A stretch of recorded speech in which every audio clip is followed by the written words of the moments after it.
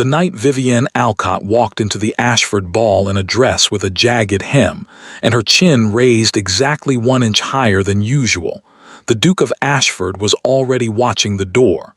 He had been watching it for 20 minutes. He told himself he didn't know why. He was lying. What he did not know, what he could not have known, standing beside his mother with a glass of champagne he had not touched, and a conversation he was not following, was that upstairs in the guest room at the end of the East Corridor, Vivienne Alcott had spent 40 minutes staring at a dress that had been fine the night before and was not fine anymore, and had made a decision that most people in that ballroom would spend the rest of the season talking about. Not because of the dress, because of the way she wore it. It had been a clean cut. That was the thing Vivienne kept coming back to, standing in the middle of her room at 7 in the morning, with the dress held up in both hands and the early light coming through the curtains at an angle that made everything look more forgiving than it was.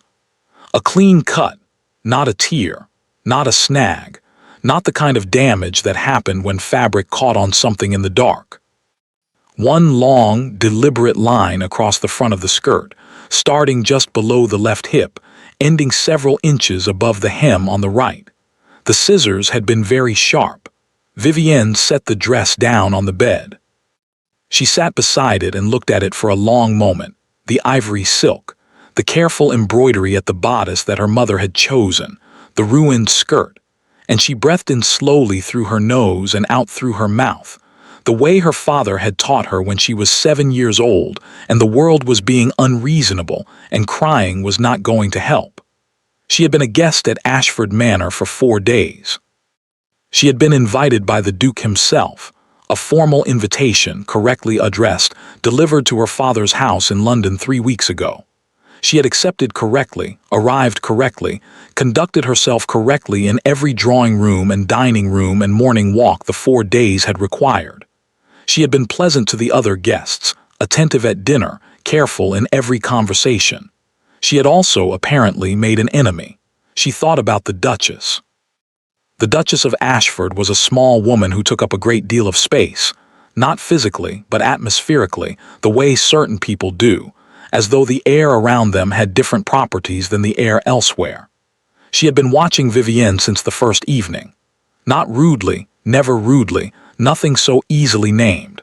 Just watching with the patient, assessing quality of a woman who had already made a decision and was simply waiting for events to confirm it. Vivienne had noticed. She had said nothing. She had smiled when smiled at, answered when spoken to, and gone to bed each night with the careful, deliberate serenity of someone who understood that the best response to being watched was to give the watcher nothing interesting. Apparently that had not been sufficient. She looked at the dress.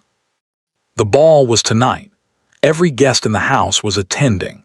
Her trunks had been searched. She knew this because her maid had mentioned, carefully, that some things had been moved. And the ivory dress was the only one suitable, the only one she had brought for a formal evening, because one did not pack for 6 formal evenings when invited for 4 days, and one had been raised to be practical. She had options. She could go to the Duchess and say nothing, simply present the dress, let the Duchess see it, let the silence do the work. This was clean, but it required the Duchess to feel something, and Vivienne was not certain the Duchess was capable of feeling the right thing. She could go to the Duke. She sat with this option for a moment. The Duke of Ashford was 29 years old, and had the kind of face that had been arranged by nature into something unfairly compelling, and had been arranged by experience into something considerably more guarded. He was not unkind. She did not think he was unkind. He was careful, and he was watchful, and he had sat across from her at dinner on the second evening, and asked her 3 questions about her father's work in a way that suggested he had actually listened to the answers, which was rarer than it should have been. She had thought about him more than was strictly useful. She could go to him now, show him the dress, let him draw his own conclusions about who had been in her room with a pair of sharp scissors the night before his mother's ball. She considered this for approximately 10 seconds, then she set it aside. Not because she was afraid of what he would say, because she already knew. She had watched him for 4 days with the same careful attention she gave to everything, and she had seen clearly, without drama, the specific quality of a man who understood what was happening around him and had chosen, for reasons she could not yet fully see, not to act on what he understood. He knew his mother. He had always known his mother. And he had invited Vivienne anyway and said nothing, and watched from a careful distance, and that told her something she was still deciding what to do with. She stood up. She picked up the dress.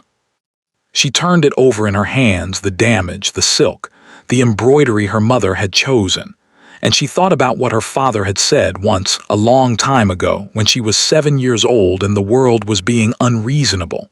The only way to make a scissors feel small, Vivienne, is to make it irrelevant. She called for her maid. It took 2 hours.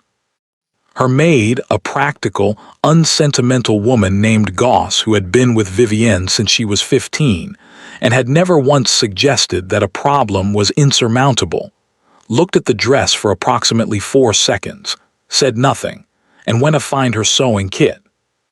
What they produced, over the course of 2 hours and 3 cups of tea and a great deal of concentrated silence, was not the dress as it had been.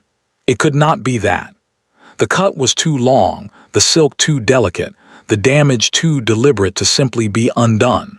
What it became instead was something else. The damaged portion of the skirt had been turned under and restitched, not invisibly but cleanly, creating an asymmetrical hem that was shorter on the left than the right, unconventional in a way that was either a disaster or a statement depending on who was looking at it. Goss had added 3 small tucks at the waist to compensate for the altered fall of the fabric. The overall effect was unusual, structured, intentional. It looked, in other words, like a choice. Vivienne stood in front of the mirror at 7:30 and looked at herself for a long moment. The dress was not what it had been, but it was something. It was, she thought, possibly something better, not because the damage had been repaired, but because it had been refused, transformed, turned into a thing that stood on its own terms instead of the terms that had been given to it. She thought about the duchess's scissors. She thought about the duke at the dinner table, asking 3 questions and listening to the answers. She picked up her gloves. "Goss," she said. "Miss Vivienne," Goss said. "If anyone asks about the hem—" "I'll say it's the latest from Paris," Goss said, without looking up from where she was tidying the room. "They won't ask twice." Vivienne put on her gloves. She walked to the door. She went downstairs. She heard the ballroom before she reached it, the music, the noise, the particular warm density of a large number of people gathered in a lit room on a cold night. The corridor outside was bright and busy, guests still arriving, the flow of silk and conversation moving steadily toward the double doors at the far end. Vivienne joined it. She walked at a measured pace, not hurrying, not hesitating. Her chin at the angle her father had taught her, not high enough to look arrogant, not low enough to look uncertain, exactly 1 inch higher than usual. She reached the doors. She stepped through. The ballroom at Ashford Manor held 200 people comfortably and was currently holding closer to 240. It was, by any measure, full of noise and light and movement, the kind of room that swallowed individuals and turned them into atmosphere. Vivienne walked 3 steps in and stopped. She did not stop because she was uncertain. She stopped because she had learned a long time ago that a room like this one needed a moment, needed to understand that someone had arrived, not announced, not dramatically, not with any visible effort, simply present, simply there, still enough that the motion of the room moved around her rather than carrying her with it. She stood. The whispers began at the left side of the room and moved right, not loudly, not all at once. The way a fire catches, one point of heat reaching the next. She heard the quality of it change as it spread, the initial uncertainty, the question, and then the longer, more complicated murmur of people looking at the hem and looking at her face and trying to reconcile the two.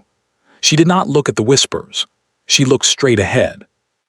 And at the far end of the room, standing beside his mother with a glass of champagne he had not touched, the Duke of Ashford was looking directly at her. He had been watching the door. He had been watching it, she realized, for some time. Their eyes met across 240 people and 20 feet of polished floor and one ruined, remade, utterly deliberate dress. Vivienne held his gaze for exactly 3 seconds. Then she looked away first, not because she was retreating. Because she had decided, on the walk down the corridor, that tonight she was going to make him come to her. And she wanted to give him somewhere to come from. The Duke did not come to her immediately. Vivienne had not expected him to. A man who had spent 4 days watching from a careful distance was not going to cross a ballroom in the first 10 minutes. Not with his mother beside him, not with 240 people watching the door, where Vivienne Alcott had just arrived in a dress that was already being discussed in at least 4 separate conversations. She accepted a glass of champagne from a passing footman and moved into the room and began the particular work of being at a party alone. The whispers had settled into something more complicated by the time Fenimore found her, not the initial shock of the entrance, but the longer murmur of people who had looked at the hem and looked at her face and were trying to reconcile the two. He appeared at her elbow at the 20-minute mark, young and open-faced, and transparently relieved to have found her. "Miss Alcott, you look that is good evening." "Good evening, Lord Fenimore," she said. He looked at his champagne, then carefully, "The Duchess mentioned this morning that you might be leaving early, before the end of the week." Vivienne looked at the dancers. "Did she?" "She seemed certain of it." A pause. "I told her I hadn't heard anything of the kind." She turned to look at him. He was studying his glass with the slightly pained expression of a young man doing something that made him uncomfortable because he had decided it was right. "Thank you," she said, and meant it differently than she usually meant it. They danced one set. Fenimore was earnest and slightly too careful about the footwork, and he made her laugh once, which was more than most men managed in an entire evening. By the end of it, she had decided she liked him genuinely and without complication. She was aware, throughout, of where the Duke was. She did not look, but she felt the shift, the way his position changed during the dance, moving from the far end toward the center, not directly, the way a man moves when he is going somewhere and doesn't want to appear to be going there. When the music stopped and she straightened from her curtsy, she found without looking for it that he was 20 feet away and facing the dance floor directly. Their eyes met. This time he held it. She looked away first, not because she was retreating, because she had decided on the walk down the corridor that tonight she was going to make him come to her, and she wanted to give him somewhere to come from. It was the Duchess who found her 20 minutes later. She appeared at Vivienne's elbow near the east wall, with the smooth arrival of a woman who had been moving toward her for some time, and had timed it to look spontaneous. "Miss Alcott, how lovely. I had heard you were feeling unwell this afternoon." "I feel perfectly well," Vivienne said pleasantly. "Thank you for your concern." "Your gown, how original." The pause before original did its work. "I do hope the evening has been comfortable. I know these large parties can be rather overwhelming for those who aren't accustomed." Vivienne held her champagne glass and looked at the Duchess with the mild, attentive expression she had developed for exactly these moments. "I'm quite comfortable," she said. "It's a beautiful ball." "Isn't it?" The Duchess glanced toward the dancers, then back. "I do think these evenings are so important for clarity, for everyone to see everyone else clearly, understand where they fit." A small pause. "Don't you agree?" "I think clarity is always useful," Vivienne said. The Duchess looked at her just for a moment, the warmth shifting slightly at the edges. "James is very dutiful," she said, then lower, more private. "He takes his responsibilities very seriously. The estate, the name, the expectations of his position." She paused. "I think sometimes people mistake duty for feeling. It can look very similar from a distance." She smiled, touched Vivienne's arm briefly. "Enjoy the evening, Miss Alcott," she said, and moved away. Vivienne stood very still and looked at the dancers. Duty for feeling. It can look very similar from a distance. You did not warn someone away from something that was not a threat. She picked up a fresh glass of champagne. She thought, good. It was during the supper interval that she went to the balcony. The room had become warm and she wanted 10 minutes of cold air, and she was done waiting for something to happen to her. She walked to the far end, away from the doors, and stood with her hands on the cold stone and looked at the dark grounds below.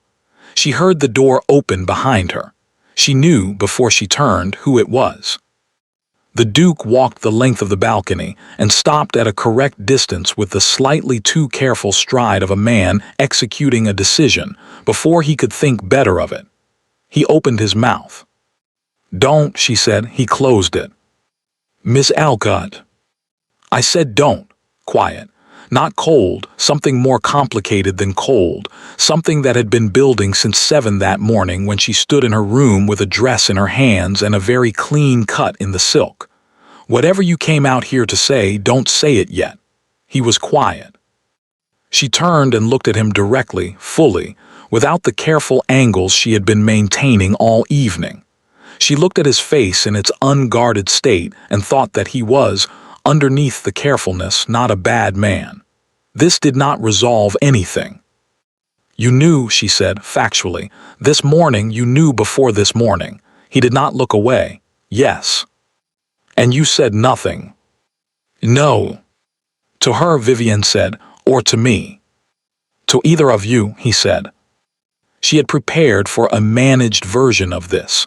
A version that acknowledged the fact while redirecting it into something more comfortable. She was not entirely ready for this one. "Why?" she asked. He looked at the grounds. "Because I have spent a long time allowing my mother to manage things. Because it is easier than the alternative, and I told myself it was harmless, and I have known, for some time, that I was wrong about that and continued anyway." He paused. "That is not a justification. It is an explanation. I understand the difference." "I came to tell you I am sorry," he said. "Not for my mother, for my silence, which is mine." He turned to look at her. "I am sorry, Miss Alcott." The balcony was very cold. Inside, the music had started again. Vivienne looked at him for a long moment. "The dress is ruined," she said. "I know," he said. "Goss made it into something else. It took 2 hours." "I know. It should not have needed to be made into something else." "No," he said, "it should not." She turned back to the grounds. "Go back inside," she said. "Dance with whoever your mother has arranged. Finish the evening correctly." She paused. "And tomorrow morning come and find me before anyone else is up." "Why?" he said quietly. "Because you came out here and told the truth when you could have told me something easier." She paused. "And I think that deserves a morning." She heard him breathe. "Tomorrow morning," he said. "Before 7, she said. The balcony door opened, the warmth and music flooding through and then closed, and the cold and quiet returned. Vivienne stood alone at the far end with her hands on the stone, and the dark park below her, and the owl somewhere in the trees calling once before it went silent. She stood there for a long time. Then she went back inside. She was at the bottom of the east garden stairs at 6:30. Not because she had asked him to come to her, she had, and she stood by it, but because she had woken at 5 with the particular, slightly inconvenient clarity of a mind that had finished processing something in the night and wanted to move before the rest of the house caught up. She had lain in bed for 20 minutes attempting to be sensible about this. Then she had dressed quietly, without waking Goss, and come downstairs. The house was not entirely asleep. The kitchens were already moving. She could hear it distantly. The low early morning sounds of a large household beginning its day, fires being laid, water being heated, the particular rhythm of a staff that had been doing this long enough that it required no direction. A housemaid passed her in the lower corridor and looked up with the startled expression of someone encountering a guest at an hour when guests were not supposed to exist, recovered quickly, and disappeared. Vivienne went through the side door and down the east garden stairs, and stood on the gravel path at the bottom and looked at the morning. It was cold and very clear. the kind of morning that arrived after fog, when the world had decided to be precise. The gardens lay sharp and still in the early light, every edge defined, every shadow exact. The park beyond was just beginning to resolve itself from the gray of pre-dawn into its actual colors, the dark green of the hedgerows, the silver of the frosted grass, the deep brown of the bare trees at the far boundary. She stood with her hands in her coat pockets and breathed. She was not, she told herself, nervous. This was partially true. He came at 10 minutes to 7. Not from the side door, from the main garden entrance, which meant he had come around the long way, which meant he had also been awake for some time and had also made decisions about where to walk and had chosen, for whatever reason, the longer route. He was wearing a dark coat and no hat, and had the look of a man who had slept badly and knew it and had decided not to care. He saw her at the bottom of the stairs and stopped. She looked at him across 20 feet of frosted gravel. He looked back. Then he walked toward her and she waited, and when he reached her he stopped at a correct distance and said, "You're early." "So are you," she said. A pause. The garden was very quiet. The sounds of the waking house muffled by distance and cold air, the birds not yet fully committed to the morning. "I didn't sleep," he said. "Neither did I," she said. He looked at the park. She looked at the park. They stood beside each other in the early morning with 6 inches of cold air between them and the frosted grass stretching away toward the tree line, and neither of them said anything for long enough that it stopped being awkward and became something else, something that had the quality of a beginning, or of 2 people arriving at the same place from different directions and taking a moment to confirm it. "Walk," she said. "Yes," he said. They went through the formal garden first, the hedgerows and the gravel paths and the dormant rose beds, everything cut back and precise for winter, the bones of the garden visible without the distraction of flowers. Vivienne walked at her own pace and he matched it, and for a while neither of them spoke, and she thought that this was either very comfortable or very tense, and she was not yet certain which. Then he said, "How long have you known?" She glanced at him. "Known what specifically?" "About the way things have been managed." A pause. "About my mother." Vivienne considered this. "Since the first evening," she said, "the way she watched me at dinner, it was thorough, the kind of thorough that means a decision has already been made." He was quiet. "I didn't know about the dress until this morning," she said. "I suspected something. There had been small things the 2 days before. Things moved in my room.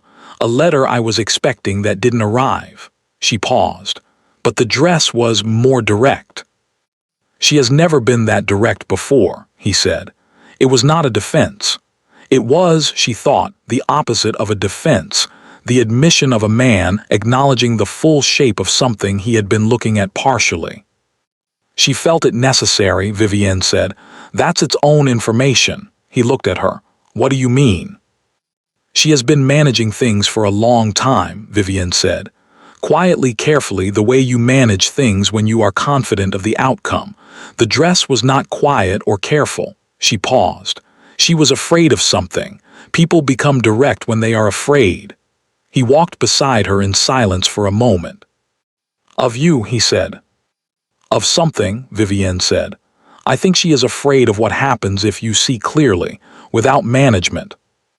The path curved around the far end of the rose garden and opened onto a longer walk that ran beside the park boundary, the frosted grass of the park on one side and the dark hedgerow on the other. They turned onto it without discussion, still walking. "I have not," he said slowly, "seen clearly for a long time." He paused. "I think I have known this, in the way you know something you have decided not to examine. It is easier to allow things to run as they run when you do not." He stopped. "When you are not presented with a reason to question it." "And now you are," Vivienne said. "And now I am," he said. She looked at the park. The light was strengthening, the gray of early morning giving way to the thin, provisional gold of a winter sun that had decided, reluctantly, to make an effort. The frosted grass caught it and held it, each blade precise and separate, the whole of it glittering faintly with the spent cold of the night. "What will you do?" she asked. "About your mother." He was quiet for a long moment. "Say something," he said. "What I should have said some time ago." Another pause. "She will not receive it well." "No," Vivienne agreed. "She believes she is protecting something," he said.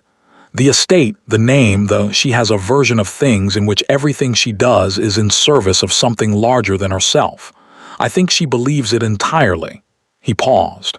"That does not make it right, but it is the thing that makes it complicated."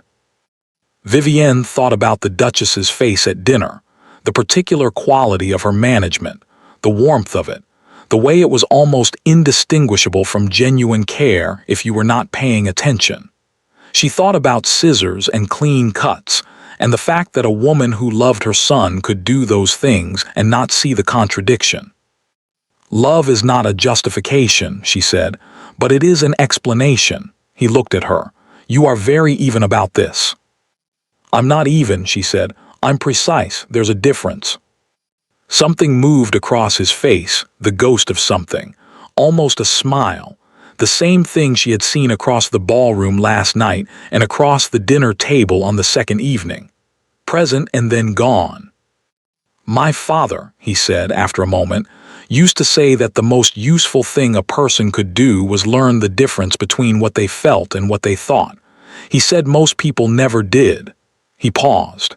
He was very good at that distinction himself, better than I am." "When did he die?" she asked. 11 years ago," he said.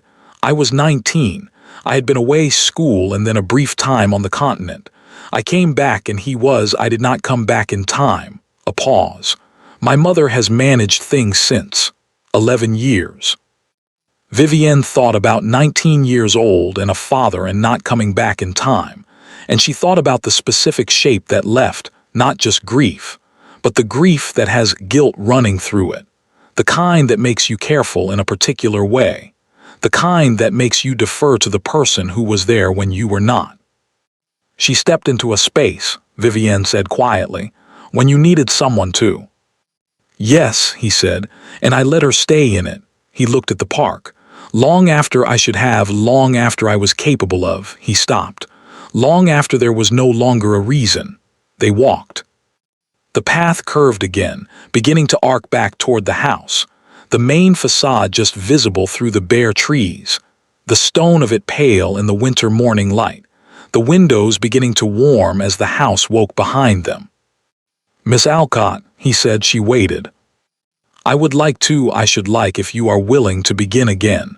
He said it carefully, the way he said things he had thought about, not rehearsed but considered. "Not from last night, not from the dress." He paused. "From this morning, from here." Vivienne looked at the path ahead. She thought about the scissors and the 2 hours with Goss and the dress that had been made into something else. She thought about a room going quiet. She thought about a man who had walked the long way around the garden and arrived at 10 minutes to 7 and said, "I didn't sleep," without trying to make it mean something it didn't. She thought about what beginning again meant. Not forgetting, she was not the forgetting kind, had never been, and he would need to understand this. Not excusing. Not pretending the entrance hall had been other than it was, or the silence, or the clean cut in the silk. Beginning again meant something different from all of that. It meant choosing, with full knowledge of the cost, to build something on the ground that was actually here rather than the ground you wished were here. She had done this before. She knew the weight of it. She was quiet for long enough that she heard him breathe. The slow, careful breath of a man waiting for something he was not certain he deserved. "From here," she said. He looked at her. "But not quietly," she said. "I will not be managed. I will not be arranged around. If something is happening that concerns me, I am told, directly." She looked at him. "I do not hold coats." Something in his face moved, the recognition of it, the specific weight of what she meant, and she watched him take it and not deflect it and not smooth it into something easier, and she thought that this, more than anything else, was what she had needed to see. "No," he said, "you don't." They stood at the bend in the path, the house ahead of them, the morning light strengthening around them, the garden very still and cold and precise. "The drainage easements on the south boundary," she said. "Your estate and my father's land. They have been in dispute for 2 years. Your solicitor has not responded to 3 letters." He blinked. I was not aware." "I know you weren't," she said. "I am telling you now." She paused. "Directly." He looked at her for a long moment. Then slowly, deliberately, "I will have Hargrove address it today." "Good," she said. She began walking toward the house. After a moment, she heard his footsteps beside her, matching her pace, steady, present, neither ahead nor behind. They walked back through the formal garden in the strengthening morning light, past the bare rose beds and the precise hedgerows and the frost that was beginning slowly to release its hold on the grass. At the bottom of the east garden stairs she stopped. He stopped beside her. "Breakfast is at 8, she said. "I'll be there," he said. She looked at him once more, quickly, fully, the look she gave things she was deciding about, and then she went up the stairs and into the house. Behind her she heard him stand for a moment on the gravel path. Then she heard him follow. Breakfast was at 8. Vivienne came down at 5 minutes past. The breakfast room held 4 guests already. Fenimore, Cartwright, Lady Prewitt, who had arrived the previous afternoon and eaten dinner in her room, and the Duke, who was at the head of the table with a cup of coffee and a letter he set down when she walked in. He stood. She noted this, filed it away. She took the chair 2 down from his, not beside him, not across the room.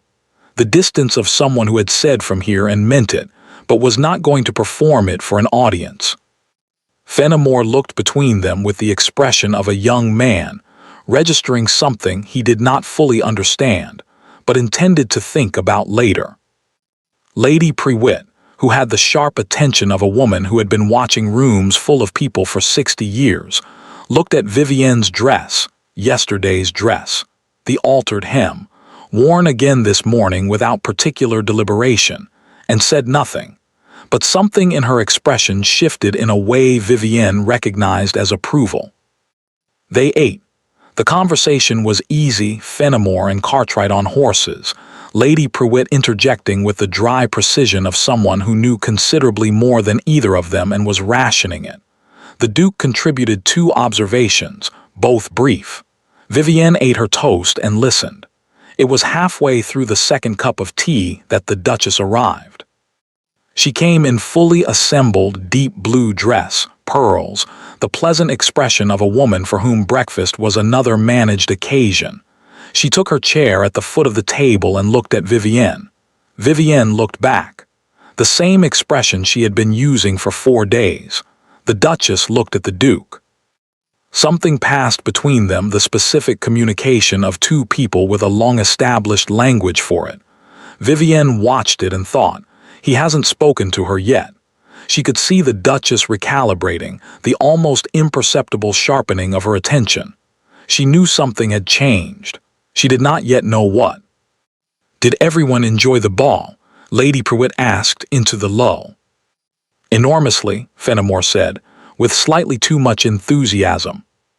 "Miss Alcott," the Duchess said before anyone else could speak, "I do hope you recovered from your difficulty last evening with your gown." A precise pause.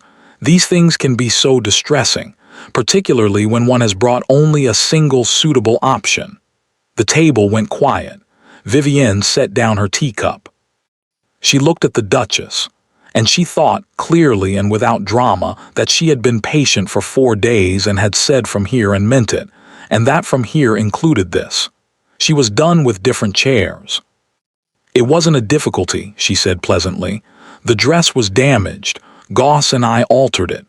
She looked at the Duchess with the same mild expression, except that this time she let something sit underneath it, not anger, clarity.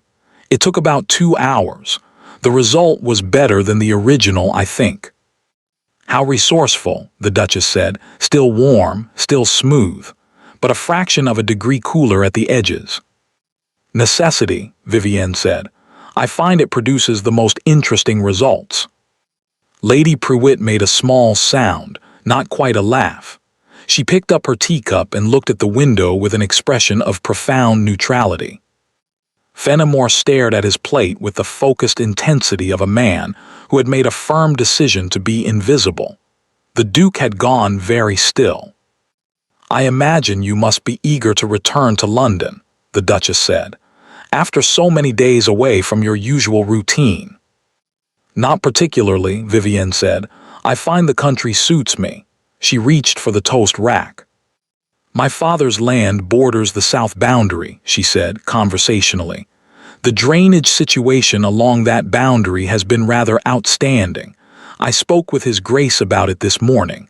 We're going to have Hargrove take a look." She felt, rather than saw, the shift at the foot of the table.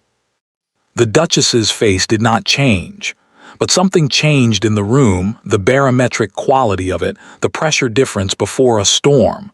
This morning. She had read the Duke's face when she came in and known something had changed. Now she knew the shape of it. Vivienne ate her toast. "His Grace," the Duke said to Hargrove in the doorway with the Morning Post.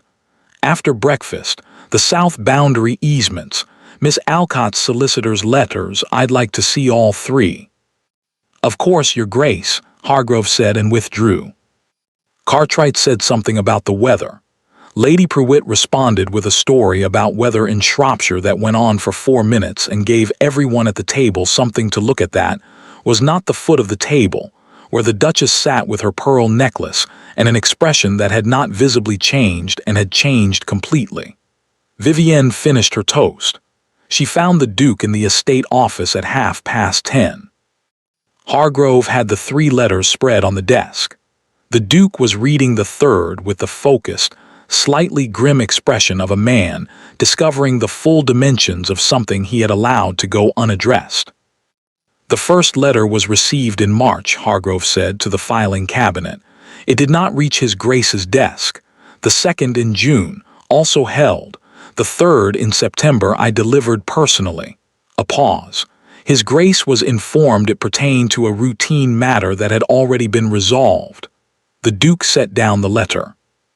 "It's not only the easements," Vivienne said. He looked at her. "The boundary itself. The original survey from my father's deed and your estate records don't agree, by about 40 feet. She paused. "My solicitor has been trying to raise this for 2 years." "I was not aware," he said carefully, "of a boundary discrepancy."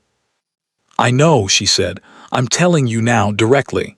He looked at her for a moment. "Yes," he said, "all right." Hargrove set a folder on the desk between them, thick, organized, the work of a man who had been maintaining a record against the day someone would finally ask for it. They worked for 2 hours. Somewhere in the middle of the second hour, Hargrove brought tea without being asked, and the Duke poured it and handed her the cup with the correct amount of milk, and she looked at it, and then at him. "You had it the same way at breakfast," he said. "I notice things," he said, "when I am paying attention." "And when you're not," she said, a pause.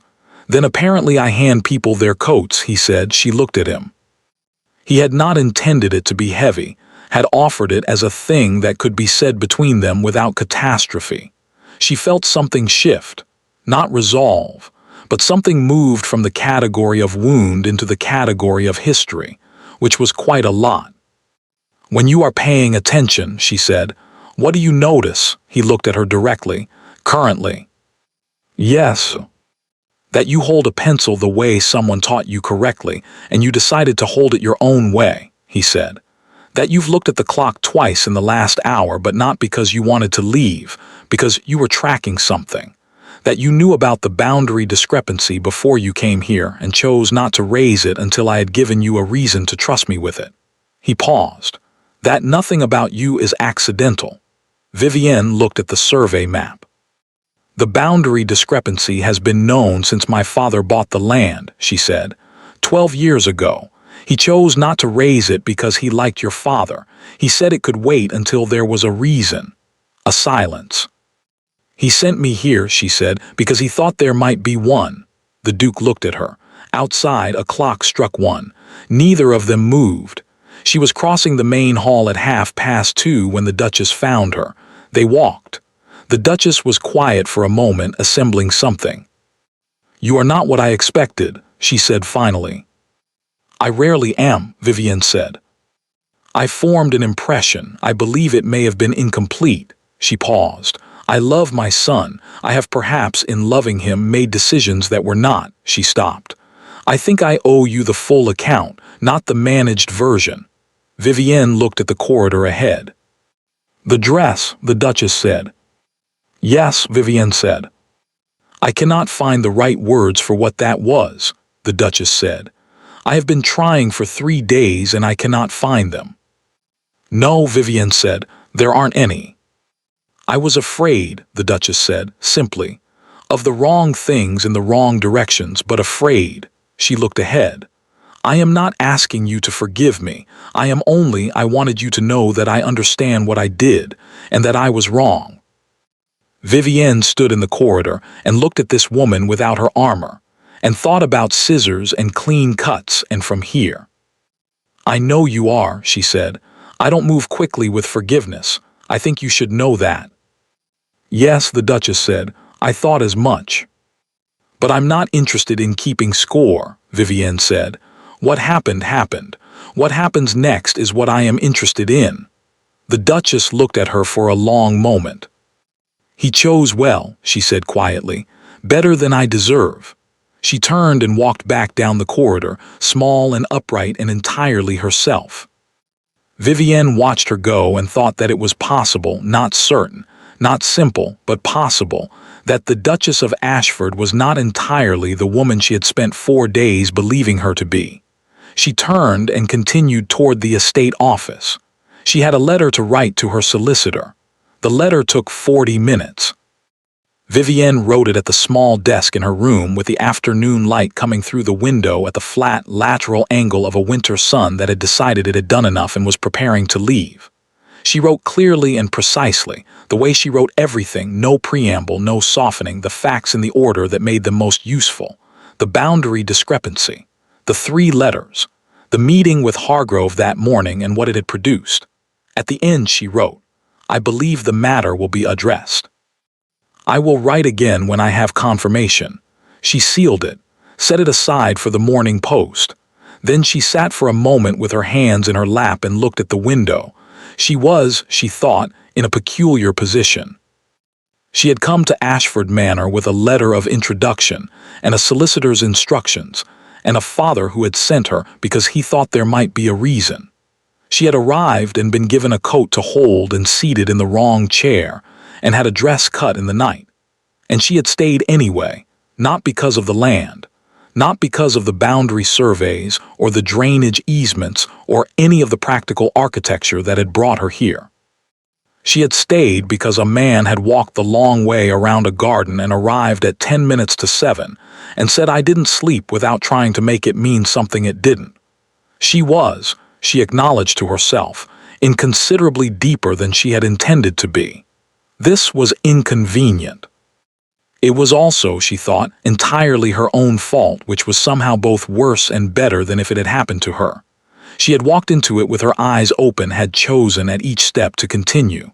The garden, the breakfast table, the estate office and the survey maps and the cup of tea with the correct amount of milk. She had not been managed into this. She had walked. She picked up her book, set it down again without opening it, looked at the window. The thing that was inconvenient was not the feeling itself. She had made her peace with that somewhere between the boundary surveys and the clock striking 1. The thing that was inconvenient was the gap. The distance between where they were, 2 people who had said from here in a frost-edged garden at past 6 in the morning, and where they would need to get to before anything could be built.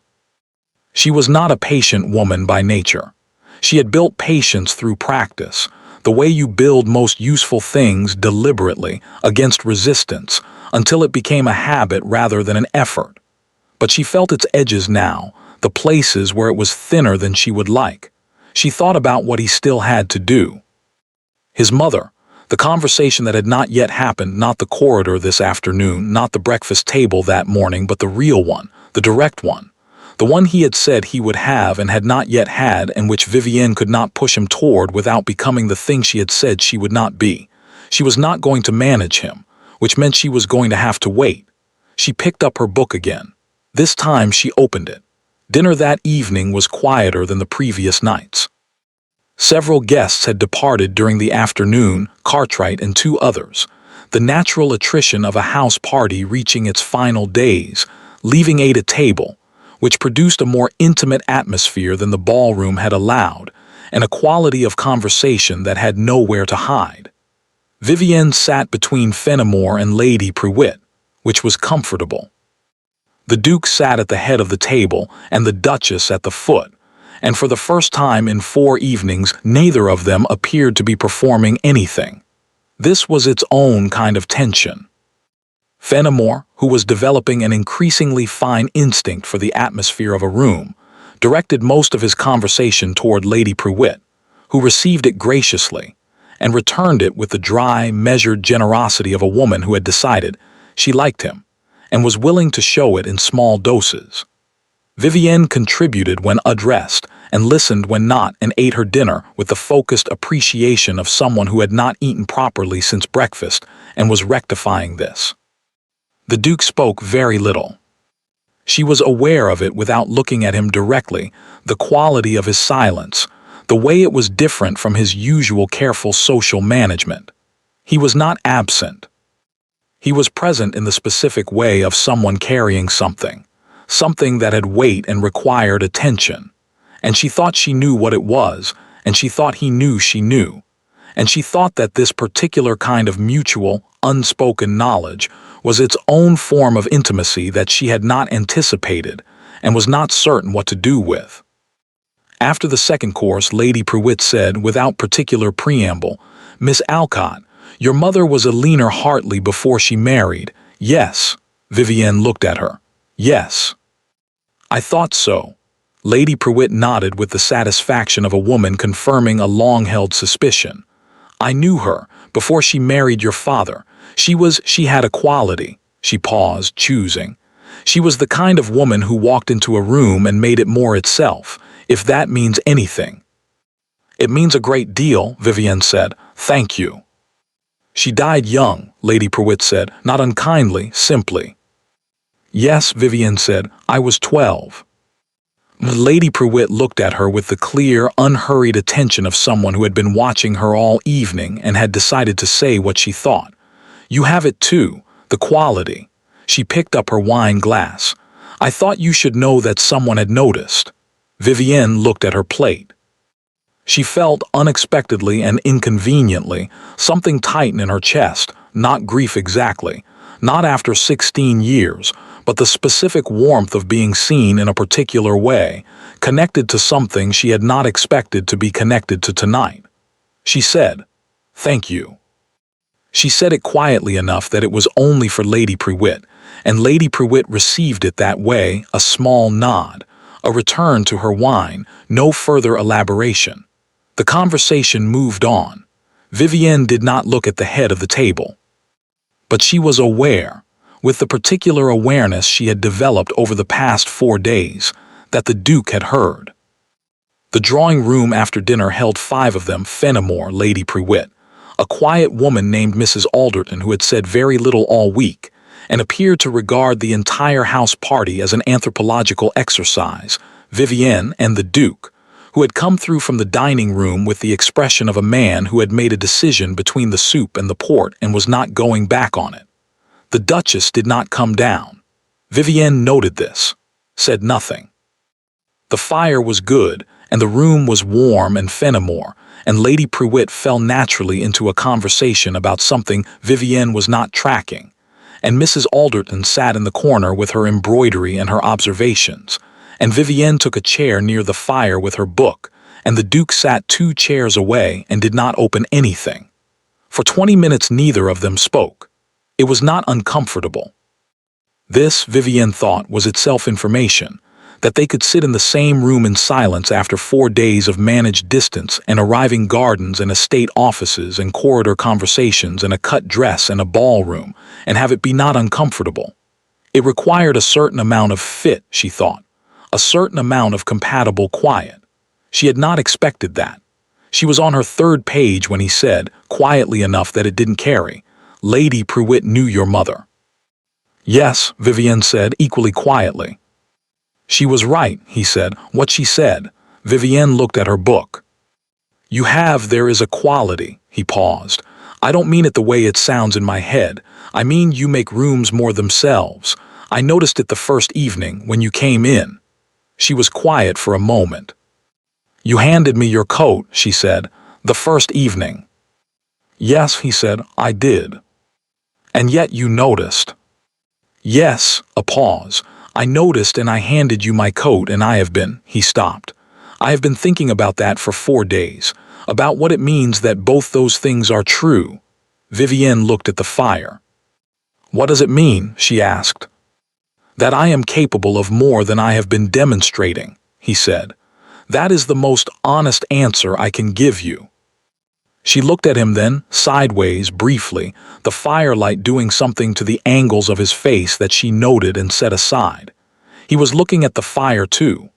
Profile, not quite facing her, the expression of a man who had said something true and was letting it sit. "Your mother," she said. He looked at her. "You haven't spoken to her," she said. "Not properly." "No," he said. "When?" He was quiet for a moment. "Tonight after," he paused. "After the house is quiet." Vivienne nodded. "It will not be," he started. "I know," she said. "I'm not asking for it to be easy. I'm asking for it to happen." He looked at her for a long moment. "It will happen," he said. She looked back at her book. Around them, Fenimore laughed at something Lady Pruitt said, and Mrs. Alderton's embroidery needle moved in and out of the fabric with small, precise sounds, and the fire shifted and settled, and the room was warm and ordinary and entirely itself. Vivienne turned a page. She was in bed but not asleep at 10:30 when she heard the footsteps in the corridor. Not his, she had learned the sound of his footsteps over 4 days, the particular pace of them, the weight. These were the duchesses, smaller, more deliberate, the footsteps of a woman who moved through her own house with the certainty of long ownership, moving away from her room, toward the end of the corridor where the Duke's study was. Vivienne lay in the dark and listened to them recede. She thought about what he had said, tonight, after the house is quiet. She thought about him sitting in the drawing room 2 chairs away saying, "I am capable of more than I have been demonstrating," with the fire on his face and the room warm around them. She thought about her father sending her here because he thought there might be a reason. She closed her eyes. She did not sleep for some time. But she was not anxious precisely. She was something else, the particular state of a person who has set something in motion and is waiting, not impatiently, not without cost, but with the steady, grounded quality of someone who has decided to trust a thing and is holding to that decision. Outside, the house was quiet. She waited. At 11:30, the footsteps came back. The duchesses returning, slower now, with a quality she could hear even through the door, even from a distance that was different from before. Not defeated, not diminished. Something that sounded, she thought, like a woman who had set something down. She listened to them pass. Then a few minutes later, different footsteps, his, unmistakable at the end of the corridor, pausing for a moment outside her door. Not knocking, just present, for the length of a breath, 2 breaths, then moving on. Vivienne lay in the dark and looked at the ceiling and thought that this was perhaps the strangest 4 days of her life, and that she was not, she discovered, sorry about any of it. She closed her eyes. This time she slept. She found out the way she found out most things. Not by asking. By watching, over breakfast, 2 people who had said something true to each other the previous night sitting at the same table and not pretending otherwise. The Duchess came down at 8, unusual, deliberate. She sat at the foot of the table and looked at Vivienne. Vivienne looked back. The sharpness was gone. The assessment. The quiet, patient management. She looked like a woman who had stopped waiting for something. "Good morning," the Duchess said. "Good morning," Vivienne said. Different from every good morning before it. Neither of them made anything of it. The Duke came down at 10 past, the look of a man who had actually slept, which was different from yesterday's garden hollowness. someone who had put something down and felt the weight of his own hands for the first time in a while. He sat, poured his coffee, looked at Vivienne once briefly, directly, and then at his plate. She ate her toast. Fenimore arrived and began talking about the weather with the focused enthusiasm of a man determined to fill a silence he didn't understand with something harmless. Nobody said anything that mattered. Everything that mattered had already been said. She found him in the library at 10. He was at the desk with a letter and he looked up when she came in and said, "Close the door." She closed it. "She didn't know," he said, "about the dress." Vivienne went still. "The scissors, it wasn't she didn't do it herself. She asked someone to." He paused. "One of the housemaids, a girl who has been here 3 years and has been doing small things for her. The girl came to me this morning before I could find her, which took considerable courage, and she told me everything." Vivienne said nothing. "I don't say this to diminish it," he said. "The dress was cut because my mother wanted it cut. The fact that she used someone else's hands doesn't change what it was." He looked up. "I am not offering you a smaller version of this because it's easier." "I know," Vivienne said. "I spoke with her last night for a long time." He looked at the window. "She said things I have been waiting a long time to hear her say, about my father, about what she has been doing since. She did not excuse herself. She tried to once early on, and I told her I didn't want excuses, and she stopped." He paused. "She is not a bad woman. I think you may have already understood that." "I understood it yesterday afternoon," Vivienne said. "In the corridor." He looked at her. "She spoke to you." "Yes." "She didn't tell me." "She wouldn't," Vivienne said. "It was between her and me." He nodded, the acknowledgement of a man learning where his edges were and finding them reasonable. "What did you say to her?" Vivienne asked. "Last night, what did you actually say?" He was quiet for a moment. "I told her I had been a coward," he said. "That is the word I used, and I meant it. That I had known for a long time what she was doing and allowed it because it was easier. Because I was afraid." "Of what?" Vivienne asked. "Of being like my father," he said, "who trusted easily and was hurt by it, and also of not being like him, of being so careful that I became incapable of." He stopped. "He was capable of very great feeling. It cost him sometimes, but he was capable of it." He looked up. "I have spent 11 years making myself incapable." "You're not incapable," Vivienne said. He looked at her. "You walked around the garden the long way this morning," she said. "You poured my tea with the correct amount of milk. You said I understand the difference on a balcony at 10:30 when you could have said something easier." She paused. "You are not incapable." He held her gaze. "I told her I was going to start making my own decisions," he said, "about the estate, the correspondence, about everything she had been managing." He looked at the window. She cried. I had not seen her cry since my father died. I didn't know what to do with it. "What did you do?" Vivienne asked. "I sat with her," he said, "until she stopped." A silence. "The housemaid," Vivienne said, "the one who came to you." "I'm not going to dismiss her," he said immediately. "Good," she said. "Thank you. They were in the library for another hour." "Not working. Talking, not about the estate or the boundary, but the way people talk when they have been moving around each other carefully for long enough and have decided to stop." He told her about his father.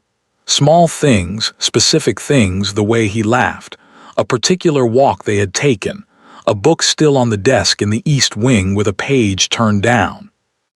Vivienne told him about her mother. Lady Prewitt's words still present, she made rooms more themselves, and she found she wanted to give him something of that. Not the grief, but the woman herself. He listened the way he listened to everything fully, without the performance of it. At some point they had moved from their respective positions to the 2 armchairs by the window, which had happened gradually enough that neither of them had decided it. At some point Hargrove appeared in the doorway, looked at both of them and withdrew without a word. At 11:45 she said, "My father wants to meet you." He looked at her. He will pretend he is coming about the boundary survey, she said. He won't be coming about the boundary survey. Something moved across his face, the ghost of a smile, fuller this time. I suspected as much. He is not subtle, she said. He thinks he is, he isn't. No father is, he said, when it matters. He will ask you difficult questions pleasantly, which makes them more difficult. He will also, at some point, tell you a very long story about a horse that seems to have no point and does have a point, and the point will be about character. The Duke was quiet for a moment. I look forward to it, he said. She glanced at him. He was looking at her directly, the unguarded look, nothing managed, and she felt it the way you feel the sun come through a window. He'll come on Thursday, she said, if I write today. Then write today, he said. Neither of them moved. The fire crackled. Outside, the groundskeeper moved along one of the paths, unhurried, entirely unconcerned with what was happening in the room above him. Vivienne, he said. She looked at him. Yes, she said. Yes, what? He said. Yes, she said. You may call me that. The smile came fully this time. Real, unguarded, considerably more affecting than she had anticipated. James, he said. She looked at him for a long moment. Not yet, she said. He accepted this without flinching. Fair, he said. She stood, picked up her unread book and walked to the door. I'll write to my father this afternoon, she said. Have Hargrove prepare the East Room. My father has opinions about rooms. What kind of opinions? That a room should look like someone lives in it, she said. Not like someone is about to. He will notice if it looks staged. Noted, he said. Vivienne, he said. She stopped, turned. He looked at her across the library, the fire behind him, the survey map still on the desk, the winter light through the tall windows. Thank you, he said, for staying. She looked at him for a moment. I stayed for breakfast, she said. And then I stayed for the garden, and then I stayed for the boundary survey, a pause, and then I just stayed. Yes, he said, I know. You're welcome, she said. She went out and closed the door. Her father arrived at 2:30. Not in the morning. He had written that he would come after noon, which meant he arrived in a carriage that had seen better decades and a coat that had seen better centuries, with the expression of a man who had been looking forward to something for a considerable time and was doing his best not to show it. He was not doing his best very well. Vivienne met him in the entrance hall. He was taller than she remembered. He always seemed taller when she had been away from him, with her mother's coloring and the particular quality of a man who walked into rooms the way Weather walked into rooms. Fully, without apology, completely himself. He saw her and his face did the thing it always did. Vivi, he said. Papa, she said. He embraced her with the straightforward thoroughness of a man who had decided affection was not something to be measured carefully and had lived accordingly. Then he stepped back and looked around the entrance hall.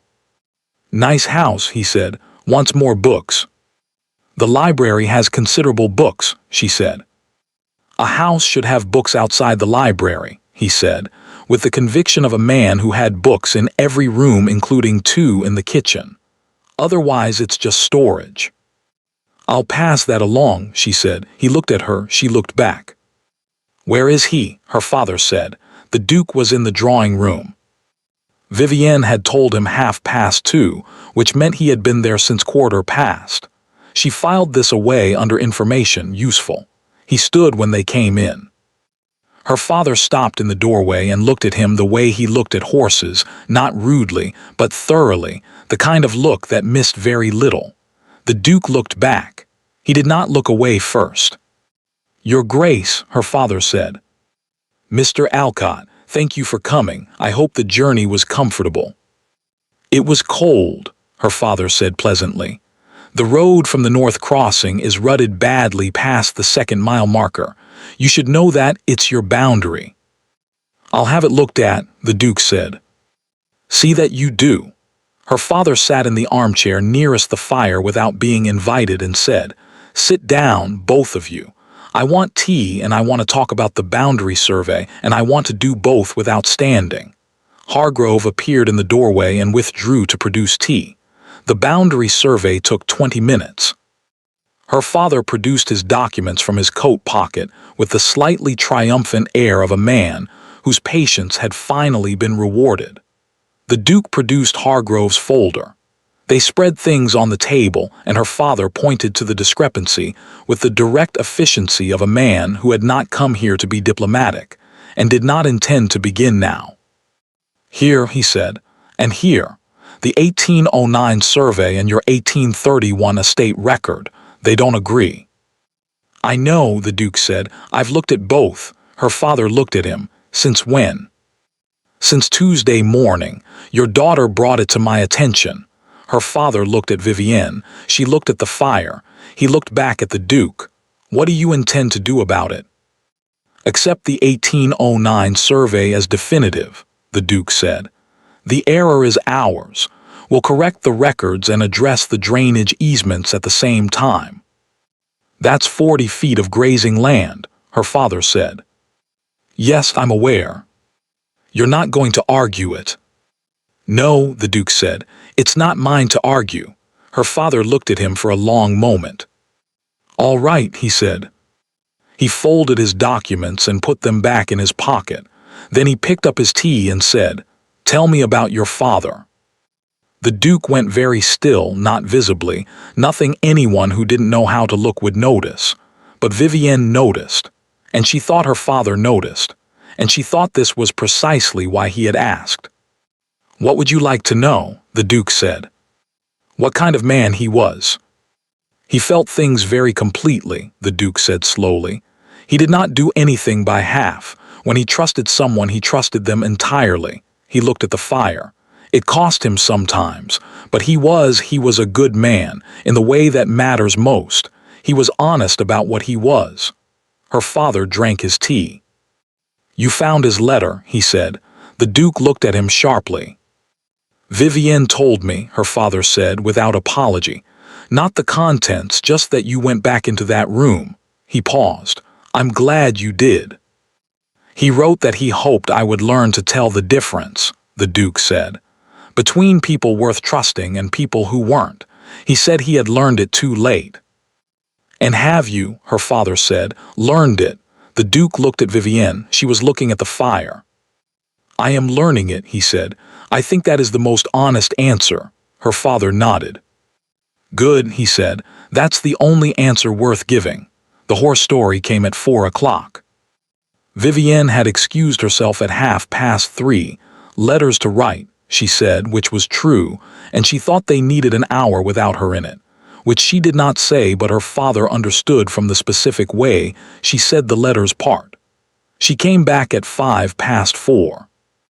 Her father was in the middle of a story about a horse named Pemberton, bought at auction in 1803 for 3 times what it was worth, ridden for 11 years, sold when he was old and slow for exactly what her father had paid. The Duke was listening, not politely, actually listening, tracking something beneath the story. Her father reached the part where Pemberton, in his final year, had kicked down 3 fences, bitten 2 grooms, and thrown her father once in a muddy field in October, and her father had gotten up out of the mud and decided not to sell him. "Why not?" the Duke asked. "Because when something is worth something, it doesn't stop being worth something because it's difficult." He paused. "And because it's easy to sell a difficult horse. Anyone can do that. What takes something is deciding the difficulty is part of what you're keeping, that you want the actual thing." He looked at the Duke with the clear directness of a man who had spent 61 years saying exactly what he meant. "My daughter is not easy," he said. "I know," the Duke said. "She holds things to account. She does not move quickly with trust. She does not forgive cheaply." He looked at the fire. "She also, when she has decided something, does not go back on it without a reason." A pause. "I sent her here because I thought there might be a reason. I don't mean the land." The Duke was very still. I am not asking what your intentions are, her father said. She would consider that uncivilized and she would be right. I am telling you what she is, so you understand the actual thing. I understand it, the Duke said quietly. Her father looked at him for a long moment. Then he nodded once slowly. Good, he said. That's all I needed. Vivienne came back into the room and sat beside her father. Was it Pemberton? She said. It was always Pemberton, her father said. I told him it would be, she said to the Duke. The Duke looked at her. You did. Her father made the sound he made when something pleased him, and he was trying not to show it and failing. He put his arm around her shoulders briefly, and she leaned into it for a moment. She did not look at the foot of the table, where the Duchess sat quietly through dinner with her pearls and her changed expression, raising her glass when her father raised his and saying nothing at all. But she drank. Her father left at 10. He held her by the shoulders at the door and looked at her face. Well, he said. Well, she said. Is there a reason? He said. Yes, she said. He nodded, released her, picked up his hat. The road wants fixing, he said to the Duke. I'll see to it this week, the Duke said. Her father looked at him one last time, the clear, plain look of a man who had decided something and wanted the other person to know it. Then he got in his carriage and drove away down the rutted road in the dark. Vivienne stood in the entrance hall and listened until the sound was gone entirely. She turned. The Duke was 2 feet away. James, she said. His expression shifted entirely, completely, the recognition of what she was giving him. Yes, he said. The road, she said. Don't forget. He smiled, the full smile, the real one. I won't forget, he said. She went upstairs. Behind her, she heard him stand in the entrance hall for a moment, just present, just there, and then follow. The last guests left on Friday morning. Fenimore lingered over breakfast with the slightly pained expression of a young man who had arrived expecting a pleasant few days, and was leaving with the sense that something significant had happened around him, and he had been present for all of it without fully understanding any of it. He shook the Duke's hand at the door, and then turned to Vivienne and said, with the abrupt honesty of someone who had been composing something for several days, I'm glad you stayed, the first morning when you could have left. He paused. I think it mattered. Thank you, Fenimore, she said. He nodded, got into his carriage, drove away with the slightly dazed expression of a young man who was going to be thinking about this house party for some considerable time. The house was quiet now. Just the 3 of them, and the staff, and the winter light, and the specific quality of a large house after all the guests have gone, and the rooms are finding their way back to their actual shapes. She found the Duke in the library at 10. He was at the desk with a letter and he looked up when she came in and said, "Close the door." She closed it. She didn't know, he said, about the dress. Vivienne went still. The scissors, she didn't do it herself. She asked someone to. He paused. One of the housemaids, a girl who has been here 3 years.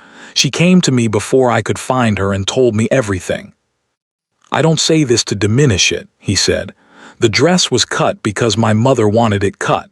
The fact that she used someone else's hands doesn't change what it was. He looked up.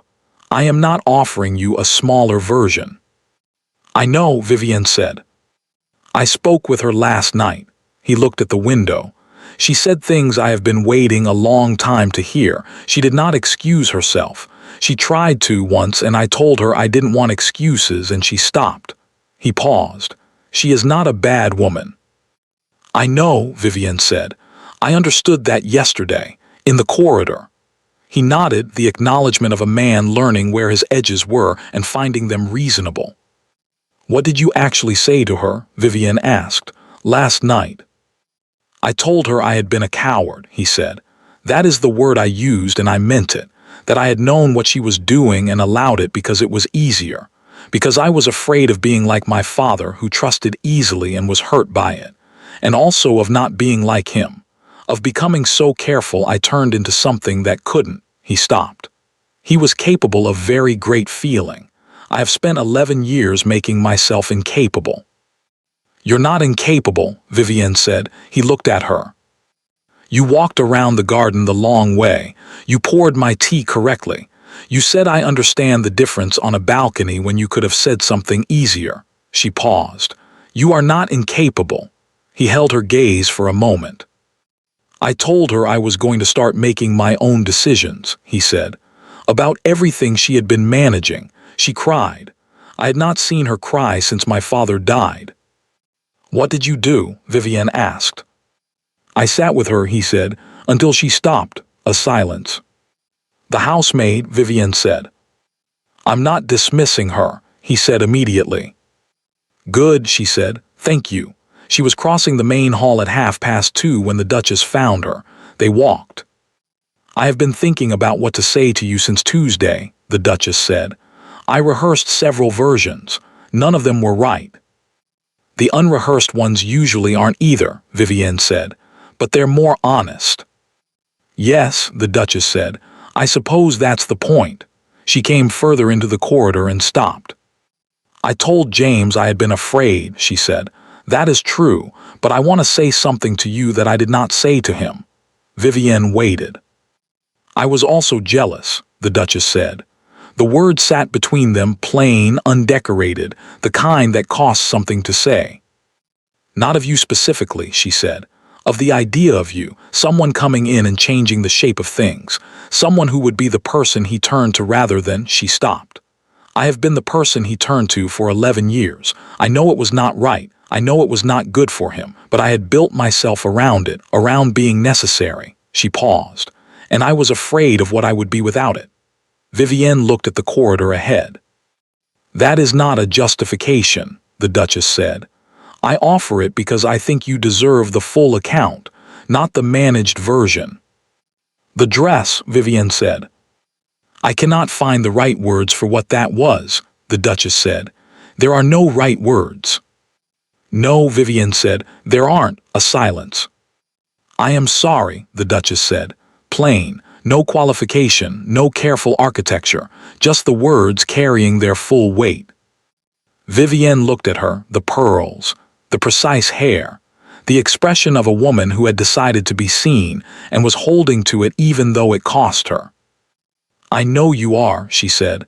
I don't move quickly with forgiveness. I think you should know that. Yes, the Duchess said quietly.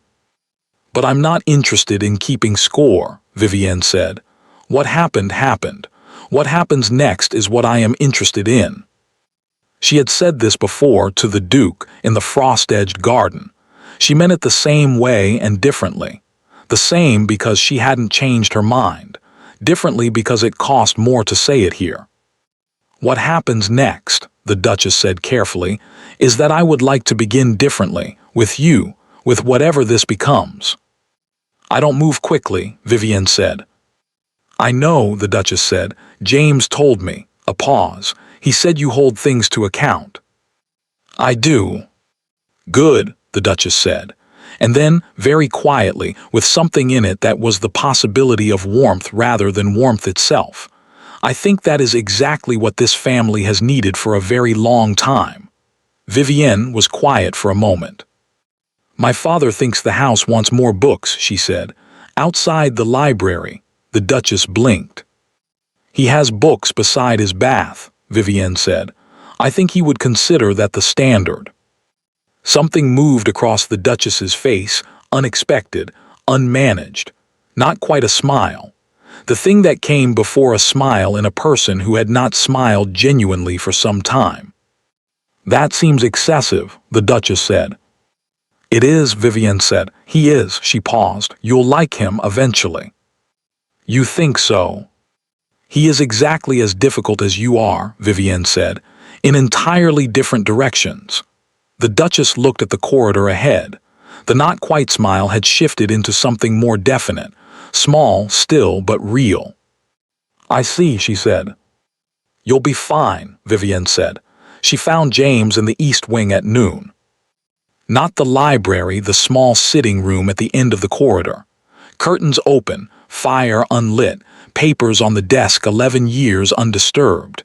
He was at the window with his hands in his coat pockets. He heard her come in. She crossed to the fireplace and lit the fire herself, tinderbox on the mantel, a skill she had had since she was 12, and he turned when he heard the strike of the tinder. She got it going, stood, brushed her hands on her skirts. "I'm leaving tomorrow," she said. "I know," he said. "The solicitors will need to meet, about the boundary and the easements, several weeks to arrange properly." "Yes," he said. "After that there will likely be further meetings," she said, "the nature of which will depend on a number of factors." "Yes," he said. "One of those factors," she said, "is whether you write to me, the way you actually write, not the way a duke writes to a landowner." She held his gaze. "I think you know what I mean." "I know what you mean," he said. He crossed the room, not quickly, with the full weight of having decided, and stopped in front of her with the fire behind her and the window behind him. "Are you willing to, do you want this?" he said. "Not the land, this." She thought about Tuesday morning and the frost on the grass, the correct amount of milk, the long way around the garden. "I understand the difference." She thought about her father's horse. When something is worth something, it doesn't stop being worth something because it's difficult. "Yes," she said. He reached out slowly, giving her every opportunity to decide otherwise, and took her hand. She let him. His grip was careful, exactly what it was supposed to be. They stood by the fire in the east sitting room in the winter noon light, and neither of them said anything, because there was nothing to say that the fire and the held hand and the 11 years of the room around them were not already saying better. After a while she said, "The fire needs more wood." "I'll get it," he said. He did not let go of her hand to do it. She looked at the window and smiled privately, just briefly. Then she let him keep holding her hand while he reached for the wood, which was impractical and slightly awkward and entirely fine. More than fine, she thought.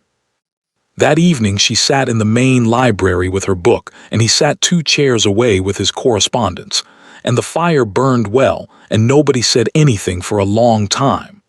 At 9:30, he set down his letter. "My father used to say you could tell the quality of a person by how they occupied silence." "What did he say about you?" Vivienne asked. "That I occupied it like a man guarding a door." She looked up. "What does he say now?" she asked. He looked at the fire for a moment. "I think," he said, "that he would say I had finally opened it." She looked at him, he looked back. She turned another page. "Good," she said. She was packed by 7. Not because she was eager to leave. She had established this fact clearly enough in her own mind that she did not need to establish it again. But because she had always packed her own trunks, and she had always done it the night before, and she had always been ready before the household was fully awake. And these were habits she had built over years of being in houses that were not hers, and she saw no reason to abandon them now. Goss had helped with the heavier trunk and then gone to bed, and Vivienne had finished the rest herself, the careful, methodical work of a woman who knew exactly where everything went and had opinions about the order of it. She had folded the altered dress last. She held it for a moment before she put it in. The asymmetric hem, the 3 small tucks at the waist, the work of 2 hours and a practical woman with a sewing kit and strong opinions about what was possible. She folded it carefully and put it on top and closed the trunk. Then she had sat in the chair by the window for a long time and looked at the dark grounds and thought about tomorrow and the solicitors and the correspondence that would follow and the specific, unglamorous, necessary work of building something between 2 people who were starting from an unusual position and had decided to build anyway. She had not slept until late. She did not mind. The morning was gray. Not the clear cold of the previous days, a different kind of winter morning, the sky low and flat and the light diffuse, the kind of morning that did not commit to anything. The grounds were very still. The gravel drive lay pale and precise, waiting. Vivienne came downstairs at 7:30 with the quiet efficiency of a woman who knew what she was doing and why and did not require the morning to be more than it was. The breakfast room was empty.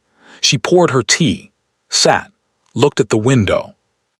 She had been sitting for perhaps 10 minutes when she heard footsteps. She knew them, had learned them over 6 days without meaning to, and the door opened. He came in and stopped when he saw her. He looked, she thought, exactly as she felt, present, slightly tired, entirely decided. "You're early," he said. "So are you," she said. He sat not at the head of the table, not at the far end. 2 chairs away, the same distance as the library, the same distance as the drawing room, the distance they had developed without discussing it that meant close enough to talk, far enough to breathe. He poured his coffee.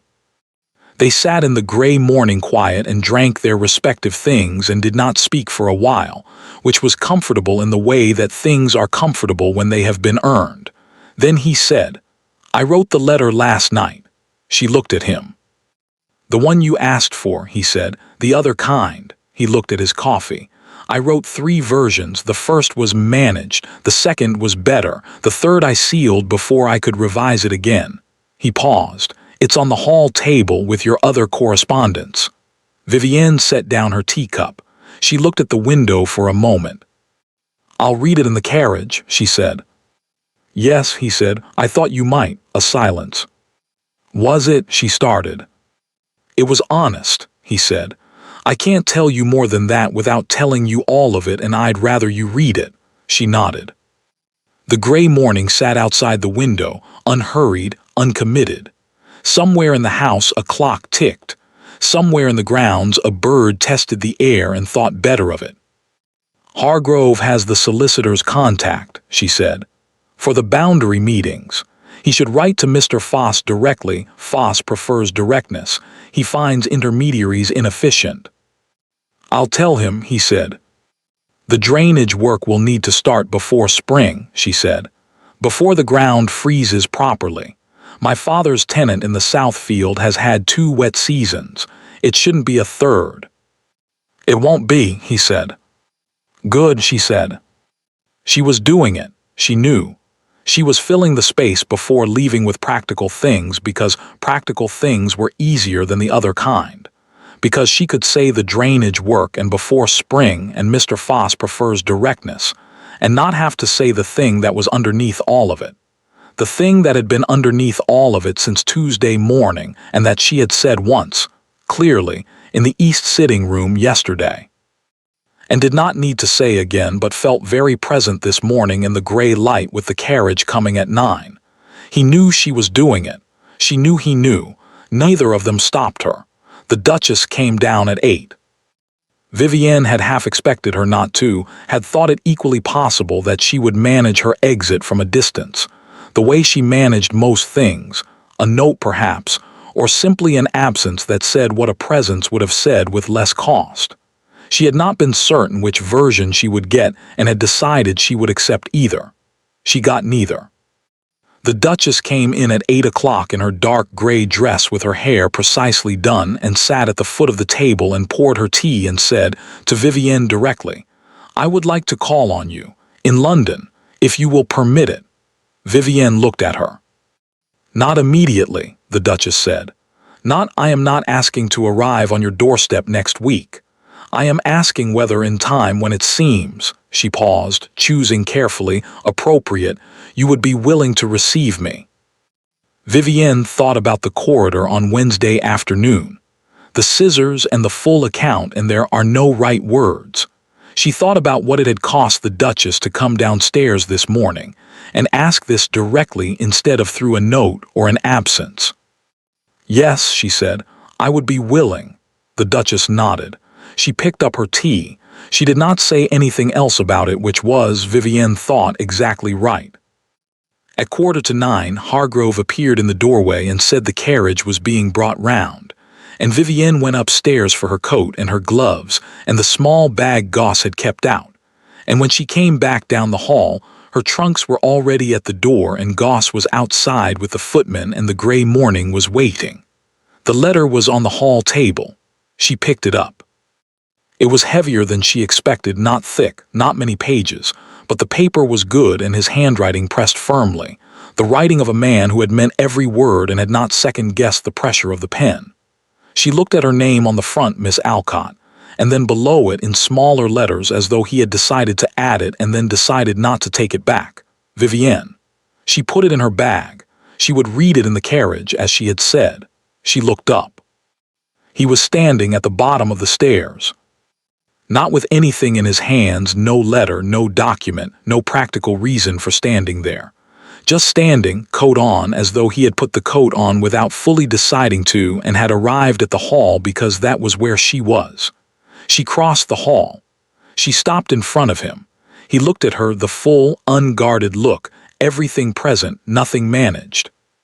"The road," she said. "I'll see to it this week," he said. "And the drainage before spring." "Before spring," he said. "And the east sitting room," she said. "It should be used, it's a good room." Something moved across his face, the recognition of what she was giving him by saying it, the specific weight of it. "Yes," he said quietly, "it is." She looked at him, he looked at her. She thought about all the things she could say. There were several. She had been composing them intermittently for 6 days. Some of them precise, some of them true, some of them both. She thought about what her father had said about Pemberton and what Lady Pruitt had said about her mother, and what the Duchess had said about being afraid and what James had said about opening a door. She thought about a dress that had been made into something better than it was before. She put out her hand. He looked at it for a moment, just a moment, the pause of a man who had expected something and received something else and was deciding whether it was better or worse than what he expected, and arriving, she could see, at better. He took her hand, shook it formally, correctly, the handshake of two people conducting business, except that he held it 1 second longer than a handshake required. And she let him. "Right well," she said. "I already have," he said. She looked at him one last time, fully, the look she gave things she was deciding to keep, and then she walked out the front door and down the stone steps, and Goss handed her into the carriage, and the door closed and the carriage began to move down the drive. She sat back, took the letter from her bag, held it for a moment without opening it, just held it, the weight of it, the good paper and the firm handwriting and her name in 2 versions on the front.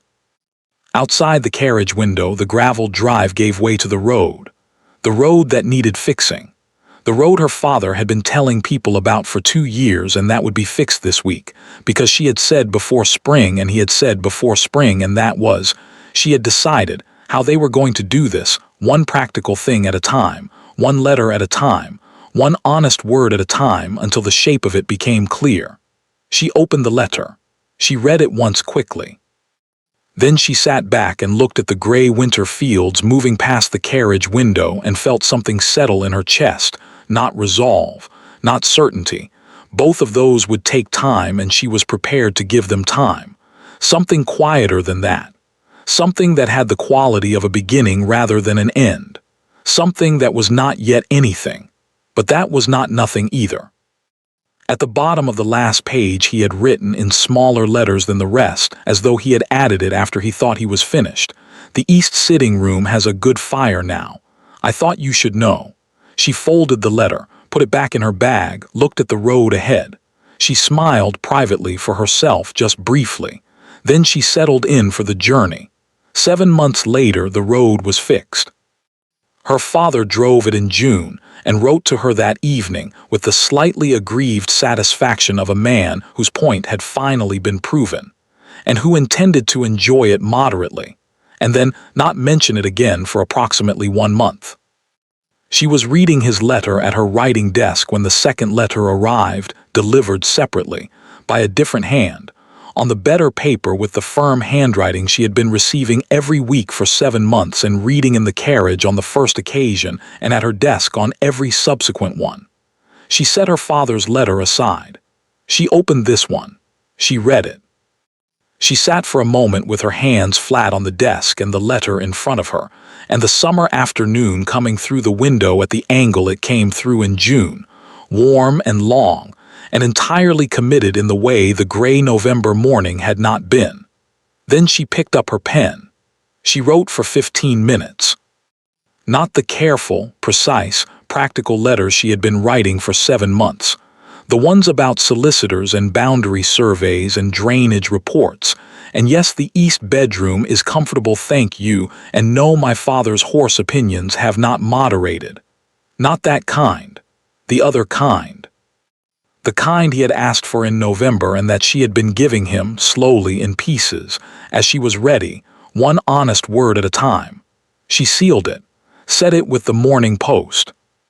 She sat for a moment longer and thought about 7 months of letters and one meeting of solicitors in February and one dinner in March at which her father had told the Pemberton story again to the Duchess, who had listened with the expression of a woman being surprised into amusement for the second time and had said afterward to Vivienne, very quietly, "He is exactly as difficult as I am, in entirely different directions."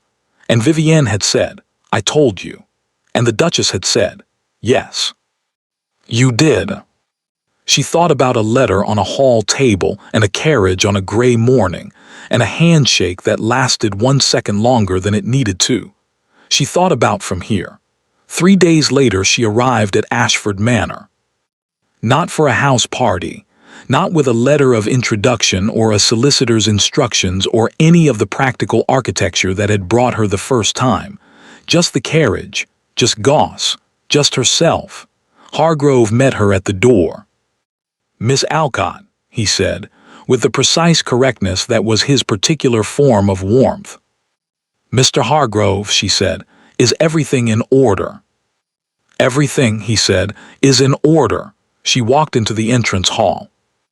It was summer now, the light entirely different from November, warm and amber through the tall windows, the grounds visible beyond the glass as a living thing rather than the bare, precise thing they had been. Flowers in the vases, the portraits in better light. The house entirely itself in the way houses are in summer, opened up, present, unheld. She looked at the hall table. There was a book on it. A single book, set there with the deliberateness of something that had been chosen and placed rather than left. She picked it up. It was a novel she had mentioned in a letter in April, in passing, the kind of mention that had not been a request, just a thought, and he had found it. And he had left it here where she would see it when she arrived, which was either very simple or very not, and she had decided some time ago it was the latter. She held it.